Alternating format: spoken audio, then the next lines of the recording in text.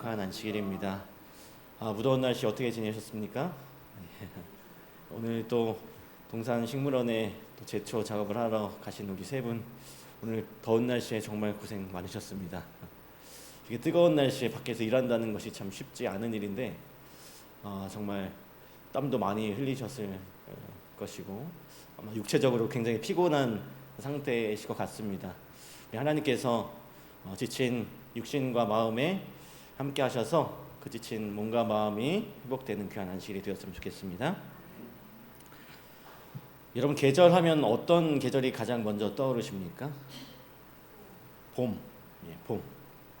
좋습니다. 봄. 오늘은 이 봄이 떠올라야 하는 설교입니다. 이 봄하면 또 어떤 장면이 떠오르세요? 꽃들이 많이 이렇게 만개하는 아름다운 장면이 생각나고요. 또 어떤 장면이 떠오르십니까? 좀 성경에서 좀 생각을 해보면 씨앗을 뿌리는 그런 장면이 있죠. 씨 뿌리는 농부는 어떤 마음으로 씨를 뿌릴까요? 정상적인 농부라면, 보통의 농부라면 이 씨 뿌리는 이 농부의 마음은 뿌려진 씨앗이 잘 심겨지고 잘 자라서 풍성한 열매를 맺기를 기대할 것입니다. 오늘 본문에 등장할 이 씨 뿌리는 이 사람의 마음도 마찬가지일 것인데요. 이 씨를 뿌리는 자가 뿌리러 나가서 예수님은 당시에 이 게네사렛 그 평지에 비옥한 그 토양들과 또 산비탈에서 씨를 뿌리는 사람들, 그 농부들을 보시면서 비유로 말씀을 하셨어요. 천국에 대해서 소개하셨습니다. 씨 뿌리는 사람이 네 종류의 땅에 씨를 뿌리죠. 어느 밭입니까? 길가, 돌밭, 가시떨기, 그리고 마지막으로 좋은 옥토에 씨를 뿌립니다. 그런데 이 네 종류의 땅에서 어떤 일이 벌어지느냐? 길가에 떨어진 씨앗은 어떻게 됩니까? 새들이 와가지고 먹어버렸고, 돌밭에 떨어진 씨앗은 깊이 뿌리를 내리지 못해서 이 싹이 나왔지만 금방 말라버렸습니다. 이 가시떨기 위에 떨어진 씨앗은 가시가 자라서 이 자라는 기운을 막아서 열매를 맺지 못했어요. 이 좋은 땅에 떨어진 씨앗만 30배, 60배, 100배의 결실을 맺게 되었습니다. 아주 간단한 이야기지만 그 당시에 예수님의 이야기를 듣는 이 청중들은 이 비유의 뜻을 깨닫지 못했습니다. 이 바리새인들은 그 비유의 뜻을 깨달았지만 그 교훈이 달갑지가 않았어요. 그래서 그 비유를 이해하지 못하는 척했습니다. 모르는 척했어요. 이 제자들까지도 이 비유를 완전히 이해하지 못했습니다. 그 뜻이 궁금했던 이 제자들이 예수님께 나와서 이 비유에 대한 설명을 요구하죠. 그때 예수님께서 이 비유의 의미를 제자들에게 설명해 주십니다. 그 내용이 마태복음 13장 18절로 23절에 나옵니다. 우리 다 함께 마태복음 13장 18절로 23절의 말씀 우리 교독하겠습니다. 제가 먼저 읽고 우리 성도님들께서 다음 이 홀수절을 읽어주시기 바랍니다. 그런즉 씨 뿌리는 비유를 들으라.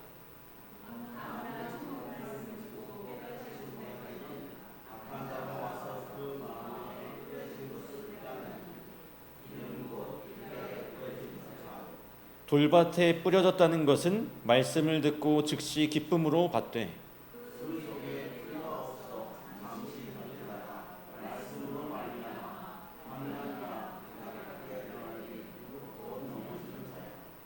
가시떨기에 뿌려졌다는 것은 말씀을 들으나 세상의 염려와 재물의 유혹에 말씀이 막혀 결실하지 못하는 자요. 좋은 땅에 뿌려졌다는 것은 말씀을 듣고 깨닫는 자니 결실하여 어떤 것은 100배, 어떤 것은 60배, 어떤 것은 30배가 되느니라 하시더라. 여러분, 이 말씀은 비유죠, 비유. 이 비유의 의미가 무엇이냐?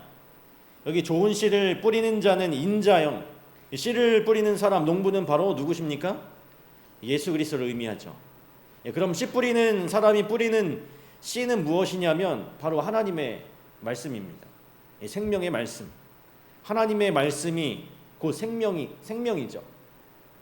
다른 것으로는 사람을 살릴 수가 없습니다. 우리가 예수님의 재림의 그날에 부활할 수 있는 이유는 예수님의 말씀이 우리 마음에 심겨졌기 때문이에요.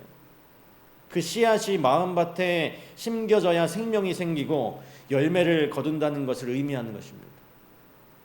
그럼 여러분, 이 네 종류의 땅은 무엇을 의미할까요? 바로 이 말씀을 받은 사람들의 마음이죠. 길가에 떨어진 씨앗은 바로 주의를 기울이지 않고 듣는 사람의 마음에 떨어진 씨앗을 의미합니다. 말씀을 듣지만 관심이 없는 사람, 이기적인 삶과 죄악의 마음이 굳어져서 말씀이 심겨지지 못하고 곧 사라져버리고 마는 것을 의미하는 것입니다. 그 다음에 돌밭에 뿌려진 씨앗은 말씀을 들을 때는 아멘하고 기뻐하지만 흙이 깊지 못해서, 뿌리가 깊지 못해서 그 수분과 영양분을 지속적으로 섭취하지 못해서 얼마 가지 않아서 말라버리는 것을 의미하죠. 특별히 환난이나 핍박과 시련이 올 때 넘어지는 사람을 의미하는 것입니다. 그러면 가시덤불에 뿌려진 씨앗은 무엇이냐? 바로 이 세상의 염려와 재물의 유혹 때문에 예수님을 믿는다고 하지만 영적인 성장이 방해를 받는 그런 사람을 의미합니다.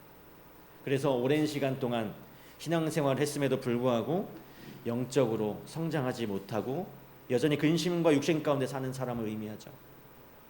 마지막으로 이 좋은 땅에 뿌려진 씨앗은 말씀을 잘 듣고 그 말씀을 가슴에 새기는 사람, 그 말씀에 뿌리가 깊은 사람, 성령 하나님의 역사에 자신의 의지를 굴복시키는 사람, 자신의 죄를 고백하고 하나님의 자비와 사랑의 필요를 느끼는 그런 사람.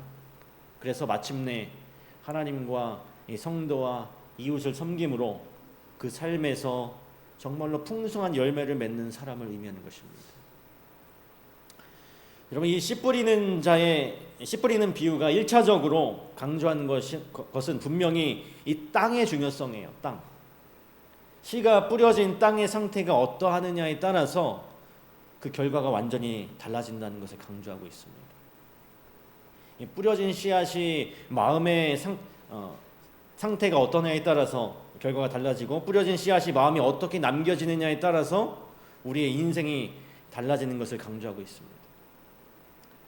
여러분, 우리가 이 땅에 살아가면서 하나님의 말씀을 들으면서 우리가 이 생명의 씨앗인 하나님의 말씀을 어떻게 취급하느냐에 따라서 그 선택에 따라 이 땅에서의 우리의 인생이 결정이 되는 것입니다. 그리고 영생이 결정되는 것이죠. 말씀을 대하는 태도가 우리 운명을 결정한다는 것입니다. 오늘 그렇다면 우리의 마음밭은 어떤 밭일까요? 길가일까요? 돌밭일까요? 아니면 가시떨기일까요? 아니면 아주 좋은 옥토일까요? 오늘 여러분의 마음밭은 어떤 밭입니까? 우리가 어떻게 말씀을 받아들이고 있을까요? 어떻게 하나님의 말씀을 대하고 있을까요? 오늘 우리가 좀 다른 관점에서 이 비유를 바라보길 원합니다. 이 말씀을 묵상하면서 이런 고민이 생겼어요. 분명히 농부는 뿌려진 씨앗이 잘 심겨져서 풍성한 열매를 맺기를 바랐을 텐데, 그러면서 씨를 뿌렸을 텐데 도대체 왜 안 좋은 땅에도 씨를 뿌렸을까 하는 것입니다. 뻔히 열매를 거두지 못할 것을 알면서도 왜 좋은 땅에만 씨를 뿌리지 않고 왜 안 좋은 땅, 길가나 돌짝밭이나 가시덤불에 씨를 뿌렸을까요? 농부가 왜 그랬을까요? 물론 그 당시에 이 이스라엘의 농사 방법이 지금의 우리의 방법과 조금은 다르고 농부가 씨를 이렇게 뿌리는 것이 일반적이었다 할지라도 여전히 이런 의문이 남는 것입니다. 좀 잘 뿌려서 좋은 곳에만 뿌리면 되지 않았을까? 왜 농부는 이 좋은 열매가 열릴 가능성이 적은 나쁜 땅에도 씨를 뿌렸을까요? 왜 그랬을까요? 오늘 본문을 통해서 우리가 생각하는 이 농사의 비결, 농사의 성공의 비결 세 가지는 바로 이것입니다. 첫 번째는 좋은 씨, 두 번째는 좋은 땅, 세 번째는 뭘까요? 좋은 농부. 예, 좋은 농부. 그리고 그 중에서 가장 중요한 이 세 가지 중에 가장 중요한 것은 뭘까요? 씨와 땅과 농부 중에 뭐가 가장 중요하다고 생각하세요? 씨, 땅? 아니죠. 좋은 농부죠. 왜 좋은 농부일까요? 물론 좋은 씨가 굉장히 중요합니다. 그래서 농부들은 가장 좋은 씨를 종자씨로 삼고서 아무리 배가 고파도 그걸 먹지 않습니다. 씨로 삼아야 되기 때문에. 좋은 땅도 너무나 중요해요. 땅의 이 지력이 좋아야 결국 이 씨앗이 발화하고 자라서 열매를 맺게 되는 것입니다. 그래서 농부가 하는 노력 중에 가장 중요한 일이 바로 좋은 땅을 만드는 거죠. 그런데 이 모든 것이 좋은 농부가 있어야만 가능한 일이라고 하는 것입니다. 좋은 농부가 사랑으로 좋은 씨를 준비하고 좋은 땅으로 일구어야만 가능한 일이에요. 나쁜 땅은 스스로 좋은 땅으로 변할 수가 없어요. 나쁜 땅은 그냥 나쁜 땅입니다. 가만히 두면. 좋은 씨앗을 받을 수도 없어요. 좋은 농부여야 이 쓸모없는 땅도 나쁜 땅도 좋은 땅으로 바꾸어서 좋은 씨를 얻을 수 있는 것입니다. 이 좋은 씨와 좋은 땅은 반드시 좋은 농부가 있을 때에만 가능한 일이에요. 오늘 우리의 마음밭이 어떨까요? 우리 중에 이 좋은 땅이라고 자신 있게 말할 수 있는 사람이 있을까요? 나는 내 마음밭은 정말로 좋은 옥토다. 우리가 다 겸손하기 때문에 언제 우리가 이 성령의 역사에 굴복하며 또 울며 죄를 회개하고 자복했을까? 언제 우리가 이 성도들과 한 마음과 한 뜻이 되어서 온 마음을 다해서 성도를 섬기고 이웃을 섬기고 우리가 언제 하나님의 사업에 전적으로 헌신해 보았을까? 언제 우리가 진리를 알고자 갈망해서 우리의 가진 재물과 우선순위를 주님께 두고 하나님의 말씀에 헌신하기 위해서 순종하기 위해서 투자했을까? 언제 우리가 신앙생활을 하면서 100배, 60배, 30배의 결실을 맺어봤을까? 이런 것을 생각한다면 저를 포함해서 어느 누구도 내 마음밭은 좋은 밭이라고 자신 있게 이야기하기가 쉽지 않을 것입니다. 그것이 바로 오늘 우리들의 모습이에요. 오히려 우리는 길가의 땅이었을 수도 있어요. 말씀을 들을 때 주의를 기울이지 않고 무관심하고 빨리 끝나기만을 바랬던, 말씀을 읽고 묵상하는 삶과는 너무나 거리가 멀었던, 말씀을 귀로만 듣기만 했던, 그래서 말씀대로 살지 못했던 우리의 모습이 이 길가의 땅이었을 수도 있습니다. 또 우리의 모습이 이 돌밭의 땅의 모습이었을 수도 있어요. 말씀을 들을 때 정말 기쁨으로 잠시 받긴 하지만 뿌리가 얕아서 믿음이 없어서 조금 속상한 일이 생기면, 시험을 만나면 내가 언제 그랬냐는 듯 금세 돌아서 버리는, 이 말씀을 잊어버리고 외면하는, 끊임없이 이기적으로 사는, 예수님과 지속적으로 연결되지 않아서 영양분을 공급받지 못해 말라 죽는 그런 돌밭의 땅이었을 수도 있습니다. 그리고 우리의 모습이 가시덤불이었을 수도 있죠. 수없이 말씀을 듣지만 세상의 염려와 여러 가지 유혹 때문에 성장하지 못하는 이 신앙생활을 오래 했지만 여전히 전통과 관습에 사로잡혀서 변화되기를 거부하는, 여전히 근심하고 염려 속에 있는, 그래서 믿음 안에 있다고 하지만 성장하지 못하고 변화되지 못하는, 늘 과거의 자리에 머물러 있는 우리의 모습이 가시덤불의 모습이었을 수도 있습니다. 씨를 뿌리는 자가 뿌리러 나가서 뿌릴새, 그런 우리를 위해서 돌짝밭에, 가시덤불에, 길가에 아무리 씨를 뿌려도 소용없어 보이는 우리를 위해서, 전혀 변화되지 않는 것 같은 우리를 위해서 자신을 위해 계속 씨를 뿌린다는 사실조차 모르고 사는 우리를 위해 예수님께서는 계속해서 자신의 생명의 씨앗을 뿌리고 계십니다. 이 사실이 바로 이 비유의 핵심이에요. 당시 대부분의 사람들은 성 안에 살고 있었습니다. 그래서 농부들은 매일 그 성 밖으로 나가서 일을 해야 했어요. 예수님도 마찬가지입니다. 그 하늘의 성을 버리시고 하늘 영광의 보좌를 버리시고 성 밖인 이 땅에 육신을 입고 내려오셨어요. 사막 같은 이 생명이 없고 희망이 없는 그 우리의 마음에 생명의 씨를 뿌려주시기 위해서 이렇게 이 땅으로 내려오신 것입니다. 돌같이 굳어진 교만하고 무관심하며 외면하는 우리의 악한 마음에 그 생명의 씨를 뿌리기 위해서 길가와 돌밭과 가시덤불 같은 쓸모없는 땅인 우리의 마음에 그 생명의 씨를 뿌리시기 위해서 하늘의 보좌를 버리시고 육신을 입으시고 이 땅에 내려오신 것입니다. 자신을 멸시하고 외면하고 또 죽이려고 하는 이 세상에 이 생명의 씨를 뿌리시기 위해서 이 땅에 오셨던 것이었어요. 우리 실물교훈에 이런 말씀이 있습니다. 그는 괴로움과 시험을 받는 한 인간으로서 쓸쓸하게 이 땅에 오셔서 잃어버린 세상을 위하여 눈물로 생명의 씨를 뿌리시고 당신의 피로써 물을 주셨다. 잃어버린 세상을 위하여 눈물로 생명의 씨를 뿌리시고 당신의 피로써 물을 주셨다라고 하는 것입니다. 온 우주의 왕이신 그분께서 무관심과 외면 속에서 쓸쓸하게 이 땅에 오셔서 잃어버린 세상을 위해서 생명력이 없는 이 땅을 위해서 뿌려도 아무 열매도 없고 변화도 없어 보이는 우리들을 위해서 매일 눈물로 이 생명의 씨를 뿌리시고 당신의 피로써 물을 주셨다라고 하는 것입니다. 모든 수고와 희생을 감당하셨어요. 열매도 맺지 못하는 이 땅에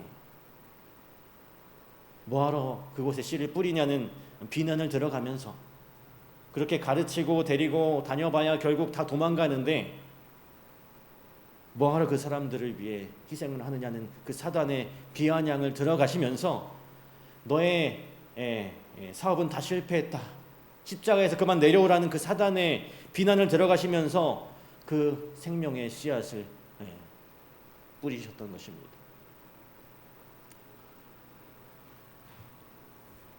이 실물교훈의 말씀에 이어서 보면 반대자들이나 찬성자들을 막론하고 그들의 관심이 일깨워졌을 때에는 그 기회를 놓치지 않고 말씀의 씨를 뿌리셨다. 어떻게 하면 한 영혼이라도 구원할 수 있을까 노심초사하시면서 어떻게 하면 한 성도라도 예수님의 제자로 만들어 보실까, 어떻게 하면 삶을 변화시켜 볼까, 어떻게 하면 이 교회를 변화시키고 부흥시킬 수 있을까 고민하시면서 조금이라도 기회라고 생각되시면 언젠가는 이 변하기를 간절히 바라시면서 그 생명의 씨앗을 뿌리고 계시는 것입니다. 그곳이 길가이건 돌밭이건 나이가 많건 나이가 적건 많이 배웠건 못 배웠건 상관없이 계속해서 씨앗을 뿌리고 계시는 것입니다. 오늘 우리의 모든 삶의 그 여정에 함께 하시며 말씀이 심겨질 기회를 찾으시며 그 기회를 놓치지 않으시고 이 생명의 말씀을 계속해서 뿌리고 계시는 그 예수님의 모습을 여러분 꼭 기억하시기 바랍니다. 우리를 사랑하셔서 우리를 불쌍히 여기셔서 우리가 영원히 살고 싶으셔서 우리를 포기하지 않으시고 눈물과 피를 흘리시면서 그분이 이 손해를 보시면서 계속 뿌리시고 계십니다. 그리고 그 씨앗이 잘 심겨졌나 잘 자라고 있나 매일매일 확인하시면서 매일 성장하는 데 방해하는 그 벌레들을 잡아주시면서 끊임없이 우리를 사랑으로 돌보고 계시는 사실입니다. 흙으로 덮어주시고 물을 주시고 햇빛을 주시고 영양분을 주시고 바람이 불면 그 바람을 막아주시고 그렇게 우리를 사랑으로 지켜주시고 계세요. 오늘 이 길가나 이 돌밭 가시덤불 땅과 같은 우리의 모습에도 불구하고 우리가 믿음 안에 있고 이 자리에 있는 것은 다 하나님의 사랑과 은혜 때문이라는 것입니다. 우리는 그 누구도 우리가 잘나서 이 자리에 있는 것이 아니에요. 예수님의 포기하지 않는 그 수고와 희생과 사랑 때문입니다.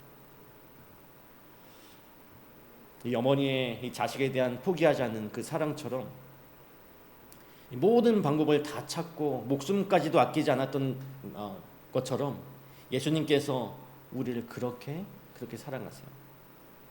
우리를 구원하시기 위한 모든 방법을 다 찾으실 것이고 당신의 목숨을 아끼지 않으실 것입니다. 우리에게 좋은 씨앗을 뿌리는 일을 결코 포기하지 않으시고 멈추지 않으실 거예요. 왜냐하면 우리를 좋은 땅으로 만들기 위해서 그 일을 포기하지 않으실 것입니다. 이 교회, 우리 직산에 세워진 이 직산교회가 부흥시키는 일을 예수님은 포기하지 않으실 것입니다. 우리를 아름다운 열매를 맺는 삶으로 변화시키는 일을 예수님은 절대로 포기하지 않으실 겁니다.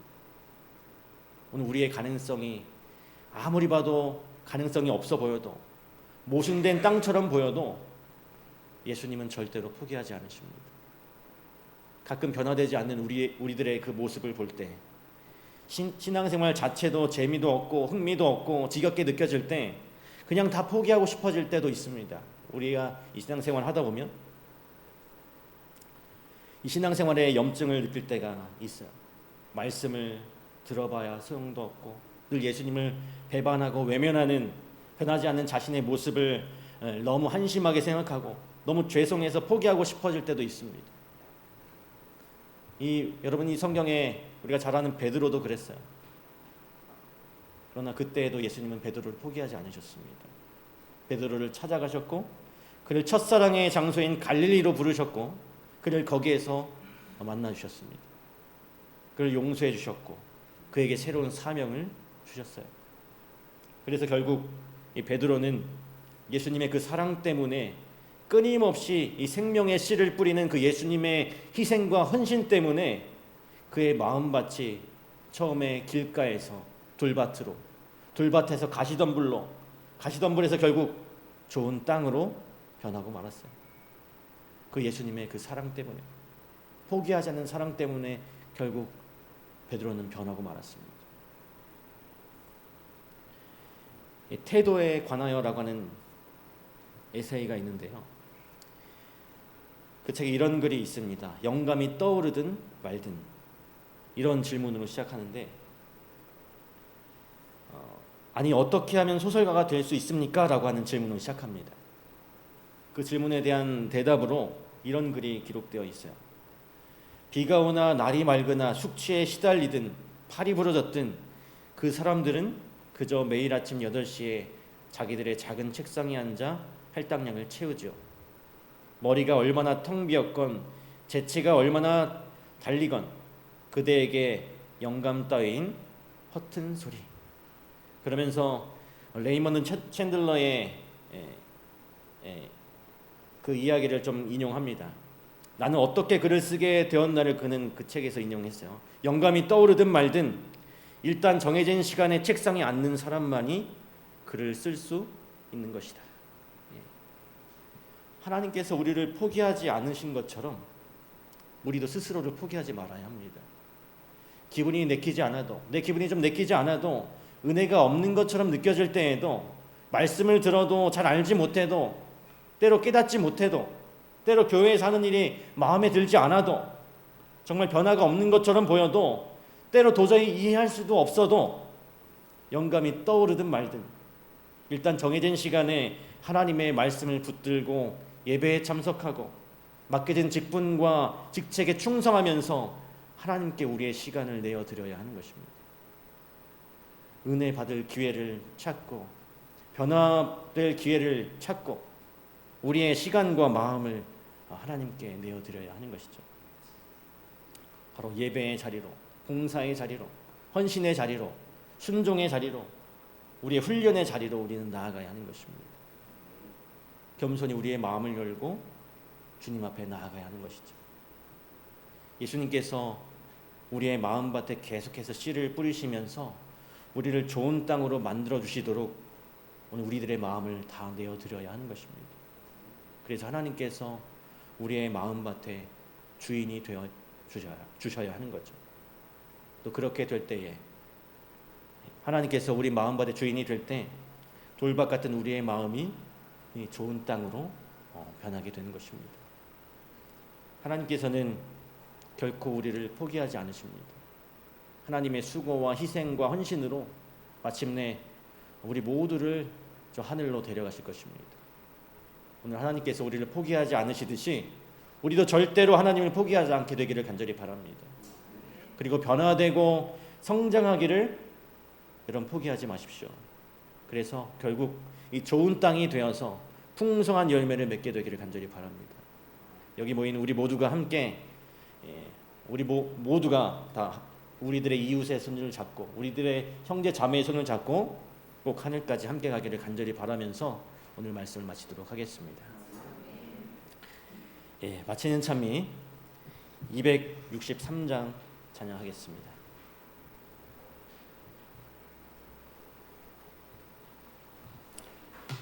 263장입니다.